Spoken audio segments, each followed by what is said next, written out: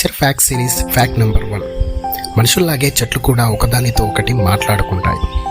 సృష్టిలో ఉన్న జీవుల్లో అతి ముఖ్యమైనది చెట్టే. ఇతర అన్ని జీవులకు ప్రత్యక్షంగాను పరోక్షంగాను చెట్టే ఆధారం. కానీ ఆ జీవులే చెట్టు నాశనానికి ఒడిగడుతుంటాయి. మనుషుల్లాగే చెట్లు కూడా శ్వాసించుకుంటాయి, వాటికి ప్రాణం ఉంది అని మొట్టమొదటగా భారతీయ శాస్త్రవేత్త జగదీష్ చంద్రబోస్ గారు 1901 మరియు 1902 మధ్య కాలంలో ప్రయోగపూర్వకంగా నిరూపించారు. అలాగే చెట్లు మనుషుల్లాగే మాట్లాడుకుంటాయి, ఆపద వచ్చినప్పుడు సహాయం చేసుకుంటాయని మీకు తెలుసా? ఈ వీడియోలో ఆ విషయాన్ని తెలుసుకుందాం. ఒక చెట్టు ఆకుపై ఏదైనా కీటకం దాడి చేసినప్పుడు లేదా ఆ చెట్టుకు ప్రతికూల పరిస్థితులు ఏర్పడితే వెంటనే గాలిలోకి ఒక రకమైన రసాయనాలను విడుదల చేస్తుంది. ఆ రసాయనాల ద్వారా పక్కనే ఉన్న ఇతర చెట్లు అలర్ట్ అయ్యి వాటి ఆకులలో కీటకాలు తినకూడని చేదు రసాయనాలను ఏర్పరచుకుంటాయి.